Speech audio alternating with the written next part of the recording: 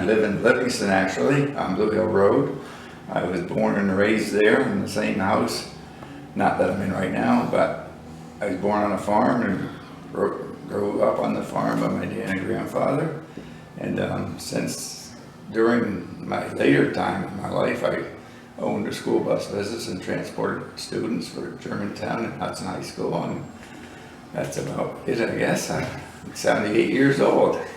Can you tell us a little bit about your parents? 24 years, and he was born in Germantown in the house right next door to the old Blossom Trail. And my grandfather and grandmother and the family moved to Livingston in 1916, bought the farm there, and they've operated the farm. In fact, we still operate it since that time. So. Growing up, did you have a role on the farm? Oh yes, I did most everything that we had to do. Yeah, it was very interesting. Did you want to stay, and what made it seem like a place that was worth raising your family? Well, naturally the atmosphere of the area certainly can't be beat, in my opinion anyway.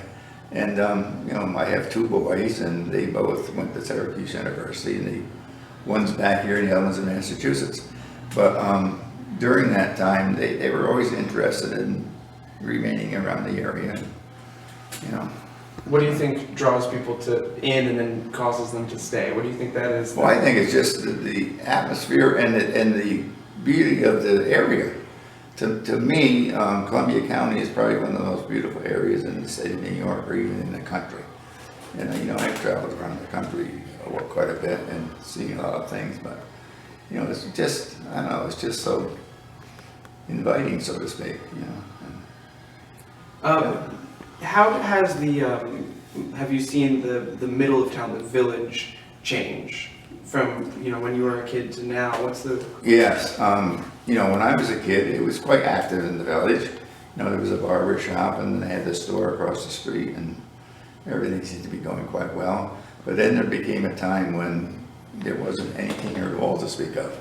The Lawler's closed, and the Central House was closed, and everything, in fact, even the store closed across the street where Otto is. And it was very, very, what should I say, kind of depressing, so to speak, because of the fact that there was very, very little going on. But then basically it started when Otto opened the store across the street, and now Sense has also opened the variety store in the corner. And there's been, so there's an influx of out-of-town people too that made their homes here, their weekend homes, and they really appreciate, how Germantown is, and they endorse, the businesses here, and I think it's, it came around from that situation. So.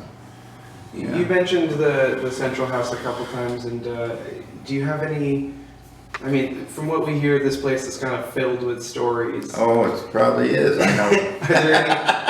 Are there any that you remember that you want to share? No, not really anything particular. It was just always a very active bar, and it was kept very nice. Back in the early days. So. But then it deteriorated. Oh, very much so, and it was vacant for a very long number of years. And Martin here, he just has put all kinds of money into it and has really done a beautiful job in fixing it over. As a child, do you remember any traditions or, I guess traditions is the right word, that your parents, that you would partake in, that your parents had, around the holidays, or? It was always very, very, family oriented during all the holidays, Easter and Christmas and any holiday that came around. And, the family always got together and ate together, which a lot of people don't do now. Everybody runs to the corner with their sub or whatever they have, and very few have, sit down dinners, I think. And we always went through that and always looked forward to that, especially the Christmas and Easter holidays. What was a typical evening, a typical dinner like for you growing up?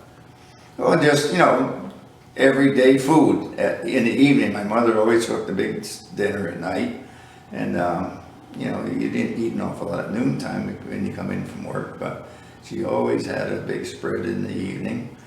And, you know, you'd sit home and about the only thing, unless you went somewhere, the only thing you had to do is we had one channel on television, WRGB, which is channel 6 now.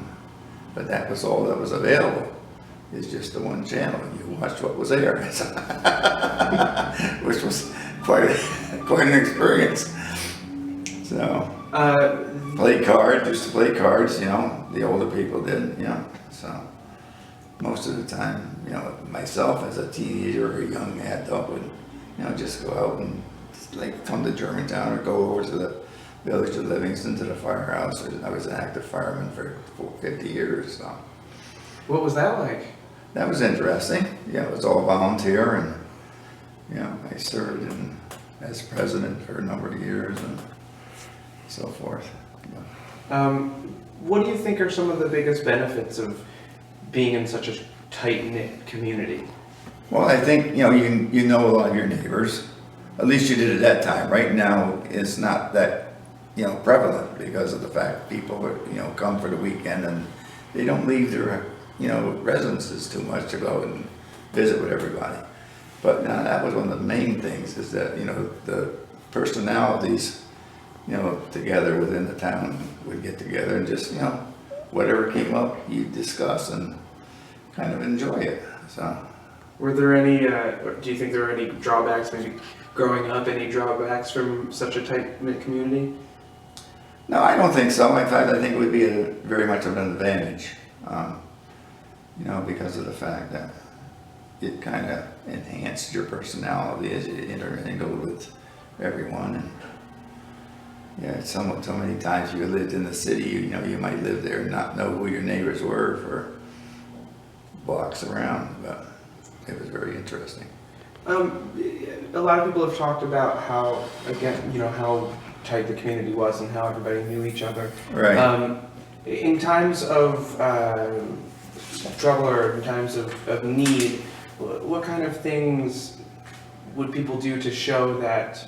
Do you have any stories of that the community really coming together, rallying around people, or helping someone out? Or? Yeah, I can't recall any specific, you know, instances, but I do know that, you know, a lot of times when people were having problems or so forth, your neighbors always come to your support, which is something that really doesn't happen an awful lot now.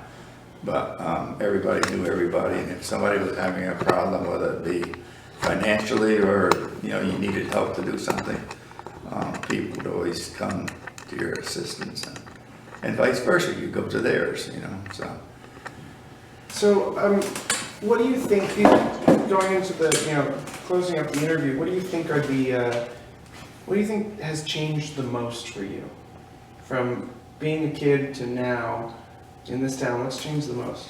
I think, you know, especially with children, you know, to me, they spend too much time playing video games and so forth, and don't have that comradeship between other people, you know. And I think they miss a lot by doing that. They become isolated and don't realize what's going on in their neighborhood. And they really don't seem to care. They're like volunteerism for like volunteer firemen or rescue squads. It's very, very difficult to get volunteers now because they're all either too busy or, you know, don't realize that there's a need. It's, you know, that situation, I believe. What do you think has stayed the same? What's the constant for you? Well, I think, you know, the family relationships, I think, have pretty well stayed the same with, you know, families that have been around for a while and so forth.